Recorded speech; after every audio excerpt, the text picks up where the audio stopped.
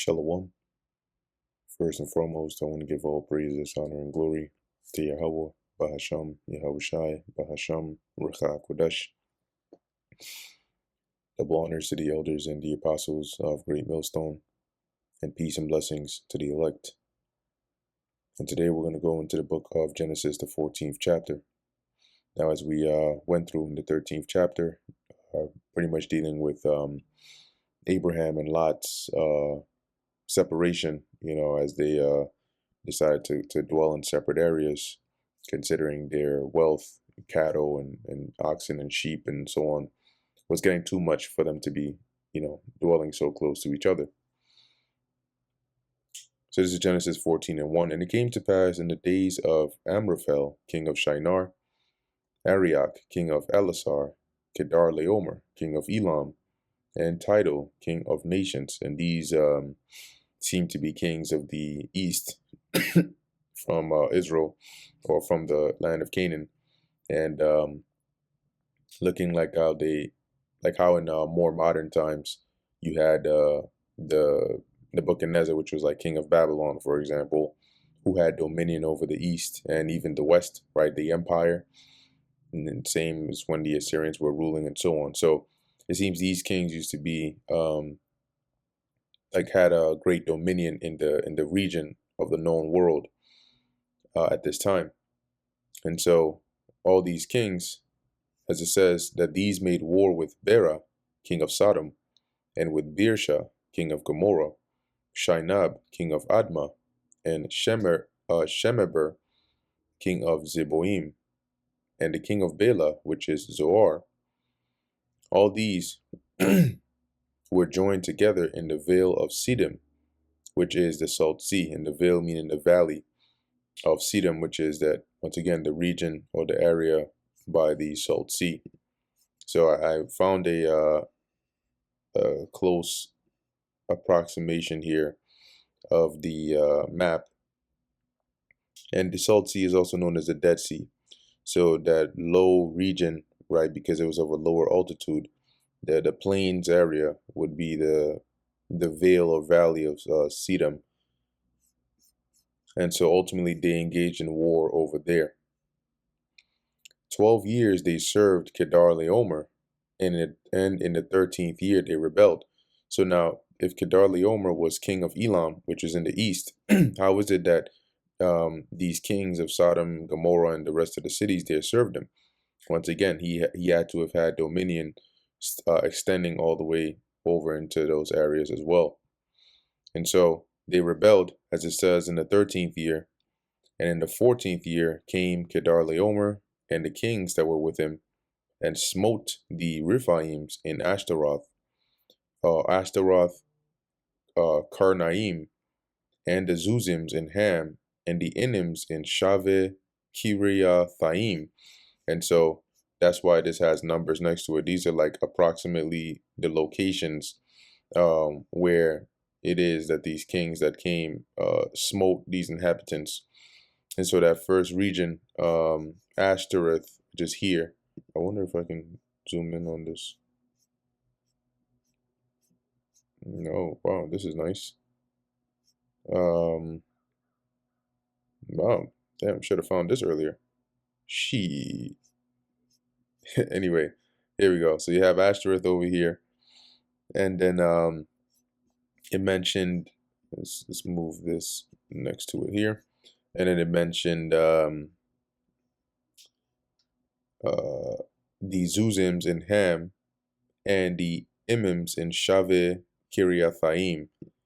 So I believe that might have been around here before ultimately going down to El Paran. So likely around this area. And the Horites in Mount Seir onto El Paran, which is by the wilderness, all right, which is right around here. See Mount Seir as they have here, and El Paran over here, and the wilderness of Paran.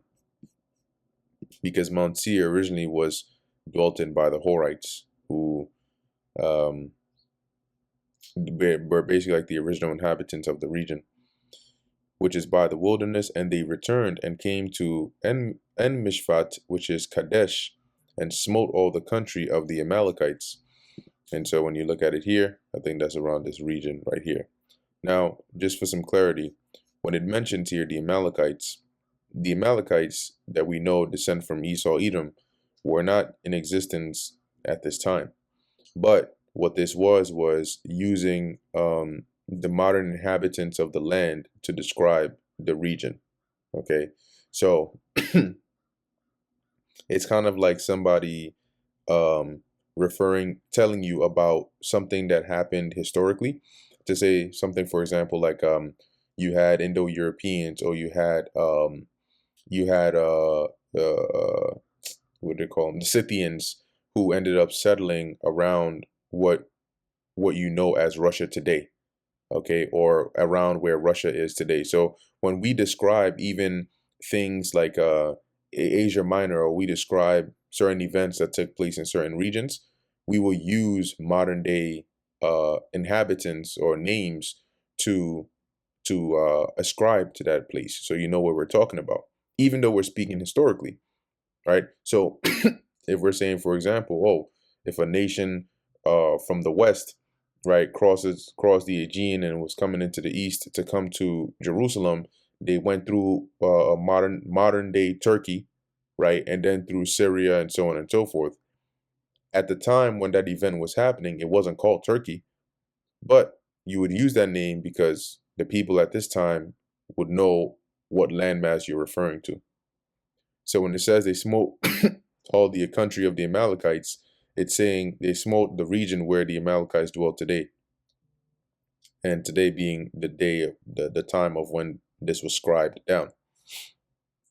And also the Amorites that dwelt in Hazezon Tamar. And let me see if it lists that in there. Okay, so that's likely around this area. And there went out the king of Sodom, and the king of Gomorrah, and the king of Admah, and the king of Zeboim, and the king of Bela. So that's Sodom, Gomorrah, Admah, Zeboim, and Bela, 5 kings. And they joined battle with them in the vale of Siddim, with Kedorlaomer, the king of Elam, and with Tidal, king of nations. And that's likely, once again, that was a title, but he likely was a ruler of a conglomerate of different nations of the east.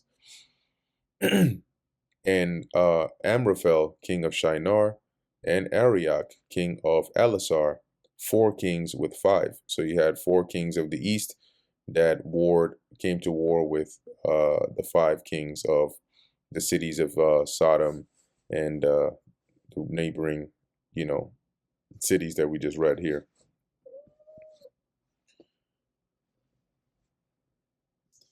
And the vale of Siddim was full of slime pits, which is like a pitch,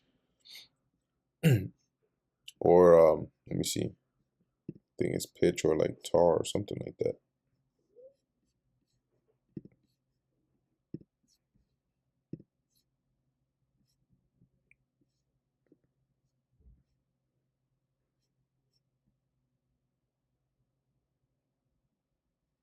Yeah, let's look in here. I think this is the word for slime pit. Yeah, slime pits, but they have it here as, oh well. There we go. This is the actual word for it. Chamar, which is slime, pitch, asphalt, bitumen. And this is likely saying like that there was a great source of that substance within that region. And the kings of Sodom and Gomorrah fled, so they were beat and they were defeated and fell there. A good portion of them, were defeated over there, their men or armies, that is. And they that remained, so those that survived, fled to the mountains. And they took all the goods of Sodom and Gomorrah, being the kings of the east, and all their victuals, and went their way. And they took Lot, Abram's brother's son, so Lot's Abram's nephew, who dwelt in Sodom, and his goods, and departed. And remember, Lot had, wealth. So they ended up taking him as well as captive, and obviously those that were with him and their goods. And there came one that had escaped and told Abram the Hebrew, and being one of Lot's men that escaped, and came and informed Abram, for he dwelt in the plain of Mamre the Amorite, brother of Eshcol and brother of Anir, and these were confederate with Abram. So the region where Abram was dwelling at, right, was basically a region owned by Mamre, which was an Amorite, and his brothers Eshcol and Anir were allies with Abram. And when Abram heard that his brother was taken captive, being Lot that is, he armed his trained servants, born in his own house, 318, and pursued them on to Dan. So it goes to show you that Abram wasn't like you know, a light man. It wasn't just like him and maybe like 2 or 3 servants in his house. Because if you can amass 318 trained servants, that wasn't no joke. So these were warriors. And as it says, they pursued them onto Dan. So as you can see the red here from Abraham, he basically, pursued the armies of the kings of the east and caught them at Dan. Because remember, they were traveling back now with all these spoils. And so it's not like they were going to do a day trip. It doesn't take one day to get to where they came from Israel or from the land of Canaan at this point. So he ends up intercepting and catching them here at Dan, likely while they were resting. And he divided himself against them, he and his servants, by night. See, so they had probably set up a camp, and once again were taking their rest over there before they continued their journey. And so Abraham ambushes them. He splits up his servants into two. As it says, he divided himself against them, and they came from different sides and smote them, being the armies of the kings of the east, and pursued them on to Hobah. So as they started to flee, he said, "Oh no, you don't." And he chased them up north around that area. I think this is where they placed that Hobah, which is on the left hand of Damascus. Yep. So if you have Damascus right around here, that will be on the left side of it. And he brought back all the goods, and also brought again his brother Lot, and his goods, and the women also, and the people. And the king of Sodom went out to meet him after his return from the slaughter of Kedar-laomer, and of the kings that were with him, in the valley of Shaveh, which is in the king's dale. So, remember that they had also lost goods, right? So they were happy and glad to meet Abraham. And Melchizedek, king of Salem, brought forth bread and wine. Now, Melchizedek, right, we know is Yahushai, which even Paul confirms. So Yahushai, the spirit of Yahushai came on the earth at that time as Melchizedek. And as Paul mentions, he didn't have a father or mother, right? He wasn't like born, of man and woman. He just appeared. Let's go to that. I think it's Hebrews 7. And I'm not going to read the whole thing, just maybe the first few verses. You can read the rest of the chapter at your own leisure. So this is Hebrews 7:1. For this Melchizedek, king of Salem, priest of the Most High God, who met Abraham returning from the slaughter of the kings and blessed him, to whom also Abraham gave a tenth part of all, otherwise known as tithe. First being by interpretation, being Melchizedek, that is.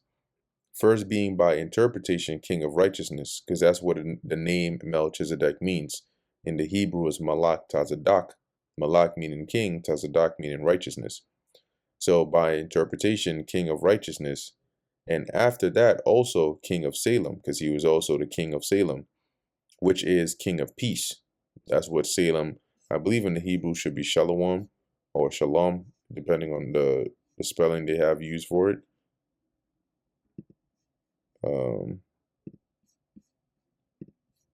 Yeah. So if you join these two, that would be Shalom, which is peace, or Shalomah. Yeah, maybe it's Shalom.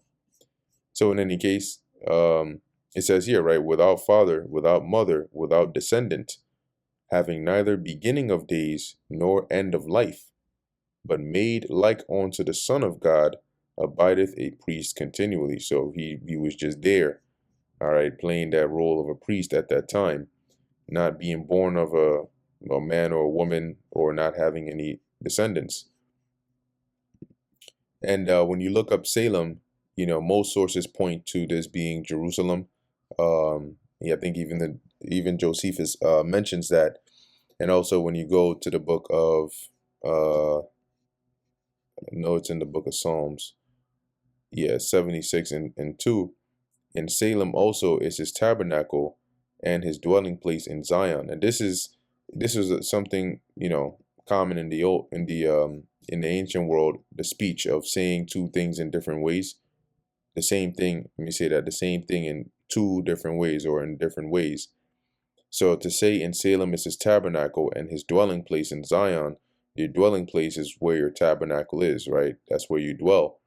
And when you look up Zion, it's, another way of referring to Jerusalem, or another name for Jerusalem, right? Even though it is a Tazayawan, right, which is a monument, as it says here, it's another name for Jerusalem, especially in the prophetic books. So if his dwelling place is Salem, or his tabernacle is Salem, and his dwelling place is Zion, that hints at that Salem being one and the same with Zion here. In any case, Melchizedek, which was a priest of Salem, king of Salem, priest of the Most High at this time, came and blessed. It says he brought forth bread and wine.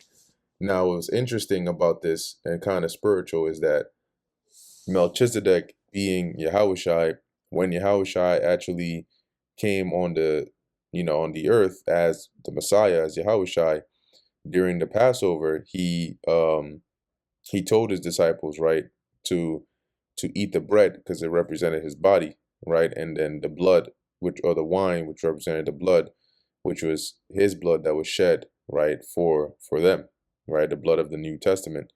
So it's just interesting that I found that he brought those things like bread and wine to Abraham when he came to meet him. And he blessed him and said, "Blessed be Abram uh, of the Most High God, possessor of heaven and earth. And blessed be the Most High God, which hath delivered thine enemies into thine hand." And he gave him tithes of all. This is Abram gave tithes um, to Melchizedek, because remember, he was still a priest. And that's even interesting here. He was a king and a priest. But he was still a priest. And that also goes to show you that back then they had the laws, because how would Abram have known to pay tithes to Melchizedek? How would that have been a thing, right? But he did it, which Paul even references or mentions in Hebrews the 7th chapter. And a tithe is a tenth of all the substance. And the king of Sodom said unto Abram, "Give me the persons, and take the goods to thyself." So, being that Abram had recovered all the spoils, the king of Sodom is saying, "You just return to me those that were taken captive of mine, and you can have the spoil, the goods, and so on and so forth." And Abram said to the king of Sodom, "I have lifted up mine hand unto the Lord, the Most High God," i.e., like an oath, "the possessor of heaven and earth, that I will not take from a thread even to a shoe latchet," which is another way of saying, so much as I won't touch so much as even a tiny thread of your stuff, "and that I will not take anything that is thine, lest thou shouldest say, I have made Abram rich." So I don't want you to come in the future, and basically try to say, "Oh, it's because of me that Abram is rich and successful and so on. In fact, I'm the one who gave him such and such when he went to spoil the kings of the east and so on." So he didn't want them to have any occasion to make it seem as though he was in their debt or anything of that sort. Save only that which the young men have eaten. So, in terms of whatever spoils you're telling me to take, with the exception of what the young men, the servants of his house, had eaten, and the portion of the men which went with me, Aner, Eshcol, and Mamre, let them take their portion. So he's saying, with the exception of my servants and the stuff that they ate, and the portion or the spoil that should be given to Aner, Eshcol, and Mamre, because they were allies with Abram that went with him. With the exception of that, Abram himself wouldn't take any of the spoils that belonged to the king of Sodom. And that brings us to the end of the book of Genesis, the 14th chapter. Lord willing, that was edifying to the elect. In closing, I want to give all praises, honor, and glory to Yahweh, Bahasham, Yahweh Shai, Bahasham, Racha Kodash. Until next time, Shalom.